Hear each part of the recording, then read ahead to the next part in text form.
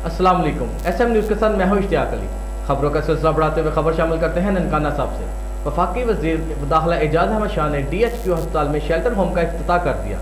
Shelter home की इफ्तिताही तकरीब में डिप्टी कमिश्नर राजा मंसूर अहमद, DPO ननकाना इस्माइल रहमान खाड़क, महकमा सेहत के अफसरान की शिरकत। इसी पर मज़ीद जानते हैं अपने नुमाइंदे मोहम्मद रिजवान से। जी रिजवान, क्या तफसीलात है आपके पास? जी बिल्कुल। ननकाना साहब वफाकी वज़ीर दाखिला एजाज अहमद शाह ने DHQ हस्पताल में शेल्टर होम का इफ्तिताह कर दिया। शेल्टर होम की इफ्तिताही तकरीब में डिप्टी कमिश्नर राजा मंसूर अहमद, DPO ननकाना इस्माइल रहमान खारक, महकमा सेहत के अफसरान की शिरकत।